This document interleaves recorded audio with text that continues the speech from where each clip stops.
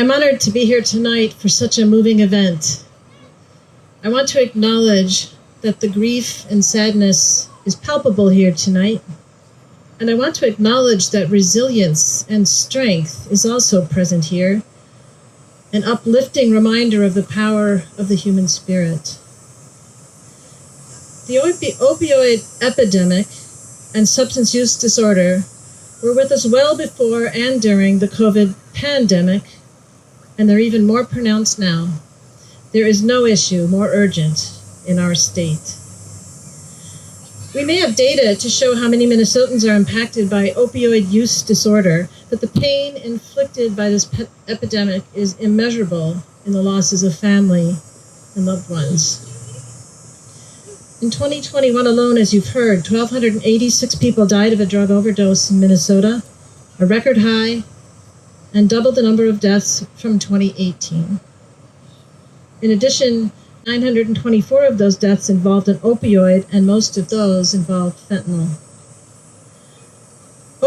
Doses from non-opioids have also been increasing. From 2020 to 2021, there was a 34% increase in overdose deaths involving methamphetamine and 81% increase in overdose deaths involving cocaine.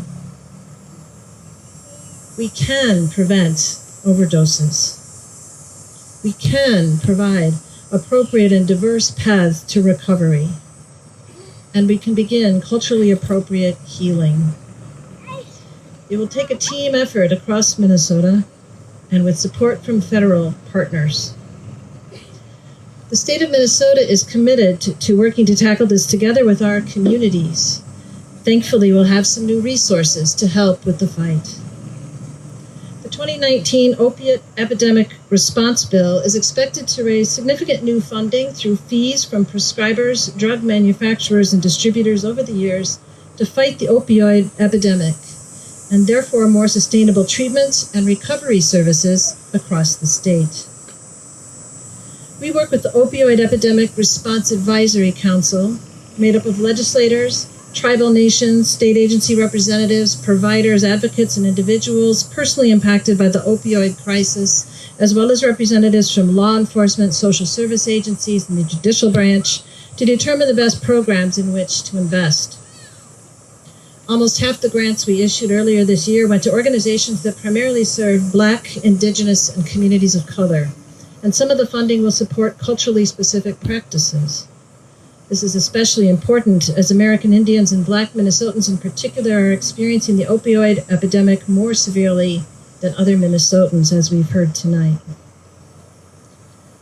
I was so pleased when Governor Walz announced his plans to add a recovery director to his own office, in addition to the work of the Department of Human Services. He's also creating an addiction and recovery sub-cabinet, which will bring commissioners together from across state government to coordinate their efforts, and a new community advisory council, effectively doubling the efforts of his administration as our DHS Behavioral Health Division partners work with the governor's new recovery director to put the crisis front and center in the Walz-Flanagan administration.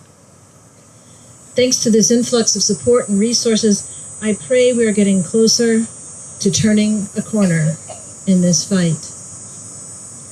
We continue to need to know what types of programs and approaches are working best. We continue to need to know what isn't working. Your stories are vital to our mission, and we're always here to listen. And in many cases over the next several months and years, we'll be hosting spaces specifically to hear your stories and get your feedback. Council meetings are open to the public and include a time for public comment. You can find your way there on our website.